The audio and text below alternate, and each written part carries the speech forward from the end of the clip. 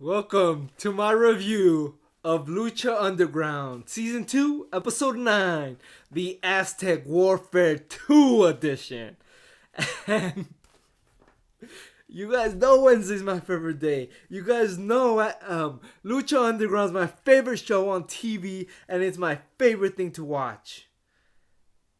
And you guys know I got Ray right here. Ray Mysterio Jr., Mexican on his belly, right? Eagles on his mask. Guess what? He debuted number 2 in Aztec Warfare. And for those that don't know, Aztec Warfare works like the Royal Rumble, and there's 20 competitors in it. But the way to get eliminated in Aztec Warfare is to get pinned. So it is a bit more dramatic. And there's also more spots where a lot of people are in the ring. A lot of people are competing at the same time, and it could get very distracting, it could turn into a clusterfuck at times where you're like, whoa. I was tweeting during this, and midway through it, I'm like, dude, I can't tweet this. It's way too fast. Tweeting who's coming in, who's getting eliminated, who's doing what. I cannot do it. So Phoenix, of course, was number 1. Rey Mysterio debuted at number 2. I marked out being from San Diego and going to SmackDown, going to Raw, and screaming off the top of my lungs that time, 619 for Mr. Rey Mysterio. I was extremely excited to watch Rey Mysterio compete. And my first thought was like, can Rey Mysterio compete with these guys? And I gotta say, it's a bit 50-50, because when he was competing with Phoenix in the beginning, it kind of looked a little sloppy. Like Phoenix had to slow down for Ray. Like Phoenix had to slow down for Ray to catch up. But then when more people started coming, I think they were able to mask that better. King Cuerno was number 3. Argenis, who I had never seen before, I just started watching this season. Rey Mysterio eliminated him quick. Johnny Mundo was number 5. Joey Ryan came in at number 6, and he handcuffed himself to the wall in Lucha Underground. Hilarious. I don't know how these guys don't realize that he's an undercover, because this guy looks like a freaking narc. Just look at him. Where were we? Number 4, 5, 6, 7, Prince Puma. 8, Jack Evans. 9, Taya. 10, Cage. 11, Mascarita Sagrada made his season 2 debut. What up? Mascarita Sagrada is a little first. He's a midget from Mexico. He's almost kind of a legend in Mexico, and he had his run in first season, and I was happy to see him come in. Marty the Moth came in, and such a creep. He dominated in the beginning, and he was just doing his creepy little poses, but eventually got pinned. And once he got pinned, he was on the outside, and the mat came in, and he stone cold stunnered him, and he did the middle fingers. Hilarious. Building feuds. That's what Lucha Underground does. Cage got eliminated when Johnny Mundo hit him with the cinder block. Before Cage eliminated him with his signature move, I always forget his name, on the outside, threw him in, pinned him 1, 2, 3, and Johnny Mundo came back, hit him with the cinder block, broke it on his face, and Taya takes advantage of it, and, and pins Cage. It's just so much action. Before Johnny Mundo eliminated Cage, I'm sorry guys, he threw him through Dario Cueto's office, through the window, and he shook it off after a few seconds, and that's when he did his signature move. Drago, number 13, 14, 15. Yeah, sorry guys. 15, Chavo Guerrero came in and put an armbar on Mascarita Sagrada. Such a heel, man. Such a douchebag, Chavo, putting the armbar on Mascarita Sagrada. Come on, man. He's a little person.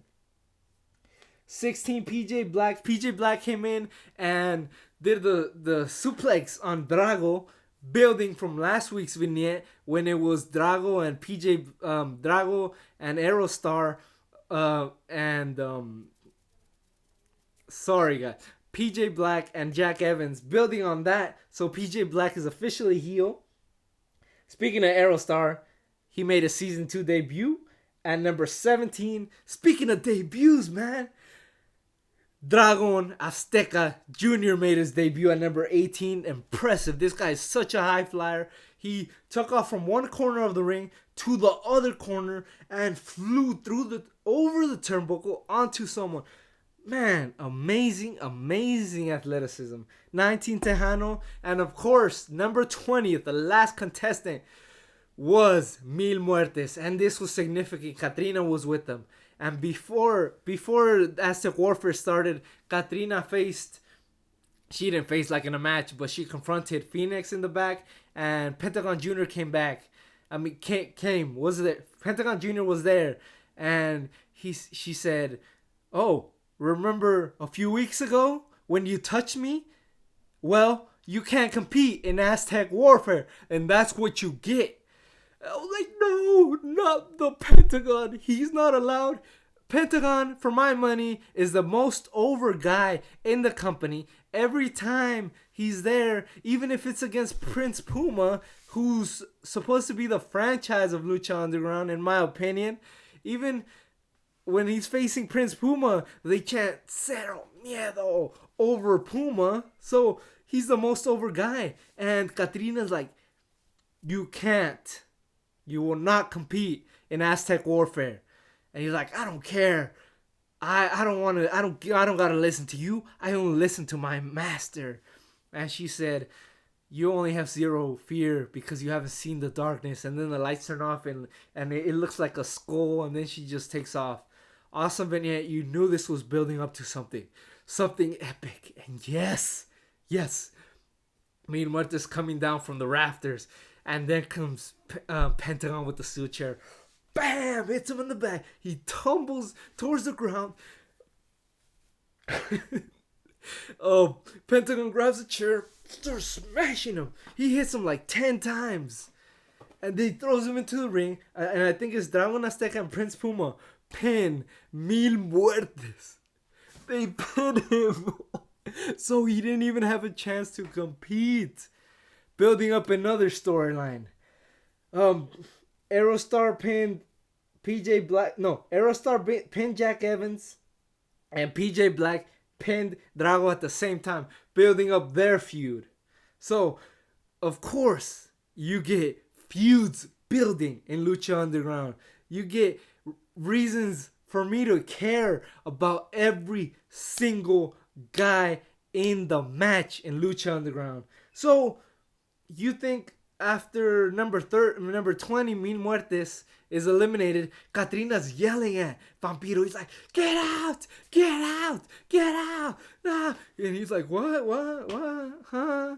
Remember, Vampiro's Pentagon's master. So it was Vampiro who told Pentagon to do that. But, right, hush. Well, we all know he's his master, and Pentagon Jr. always says he will listen to his master. But the clock keeps ticking, and Matt Striker's like, this has to be an error. Like, why is the clock ticking? Mil Muertes was the last guy in this match. And now comes Dario Cueto, his debut of season 2. Of course, he had been on hiatus. Katrina had been the manager this whole time. He comes out, he's like, I am El Jefe now. It is my chance. So Katrina's no longer general manager of Lucha Underground, and here comes Dario Cueto. He's like, I'm the man. I am El Jefe of this show, and I'm bringing it back into my grasp. Of course, Dario Cueto loves violence, and he says, let me welcome the 21st contestant of Aztec Warfare, the last man. He could do that because he's El Jefe now. So he's like, he is my brother, the monster, Matanza Cueto. And for those that don't speak Spanish, Matanza means like a mass killing. So multiple killings. And here comes this guy, cut off sleeves, like in a mechanic shirt with like a Jason mask. Totally big old guy. And everyone's just shook. And it's like 7 guys still in the match after that. and they all jump on me. Gets off everybody, gets Phoenix, does like a suplex on him, pins him. 1, 2, 3. We are guaranteed a new Lucha Underground champion. I was like, no, because he just won it last week. Phoenix, the ultimate underdog. What Ray has been for years, Phoenix was now. He just won it last week, and now this guy debuts and pins him off the bat. What a way to make an impression! I'll tell you the guys that this guy Matanza pinned: Chavo Guerrero, The Mac, Aerostar, Tejano, Joey Ryan. The way he pinned Joey Ryan, he handcuffed him to the wall. He can't handcuffed himself to the wall, right? So what Matanza does is break the wall, throw him in the ring, hit him with the move, and pin him. This guy's athletic too. He did a standing moonsault on somebody. He pinned Drago, and the last two guys were Prince Puma and Rey Mysterio. Both these guys were trying to tag team him, but to no avail. He threw Rey Mysterio out, and he pinned Prince Puma. No matter how hard Puma tried, he couldn't get it. So it was just Rey, the ultimate underdog. I don't know. That was my notes. I don't know a bigger underdog in wrestling history than Rey Mysterio, who achieved so much. So, like, I'm not a huge fan of guys making their debut, winning the title, but this is such a great story and such a great homage to a legend like Rey Mysterio if they could have him just win this. And he gave it his all, man. You could tell he's trying so hard. But no, this guy Matanza. Let me just count how many people he pinned, man. Brutal. This guy is a monster, and he's there for a killing spree. 1, 2, 3, 4, 5, 6, 7, 8. 9 people he pinned. 9 people he eliminated. That's almost half of the whole contestants. He defeated Rey Mysterio, and he stands with Dario Cueto. He lifts his arm, right? He got a new Lucha Underground champion. And this changes the landscape of Lucha Underground. This, of course, changes the ownership of Lucha Underground from Katrina to Dario Cueto again. So it changes to that. And now we got a new heel champion. A new one. Last week we lost Mil Muertes to Phoenix. But now we got Pentagon. So Pentagon's gonna feud with Mil Muertes now. So we still got a heel champion. And now Mil Muertes is gonna go off to do his thing. But what's Matanza gonna do? Matanza's gonna wreak havoc on all these guys. On all these guys I mentioned that he eliminated: on Rey Mysterio, on Prince Puma, on Drago, on Tejano, Joey Ryan. He's an undercover cop, and now Dario Cueto's back, which is what he was hoping for. So I really don't know what to expect, but this changes all of Lucha Underground. A new guy making his debut wins the Lucha Underground Championship, and he's under Dario Cueto. This was good, man.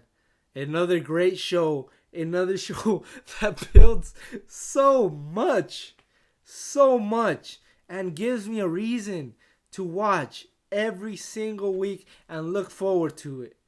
So, all I can say is thanks. Thank you, Lucha Underground, for consistently putting on good shows. Thank you guys for watching my videos. And yeah, what did you guys think of this show, man? What do you think about a new guy winning?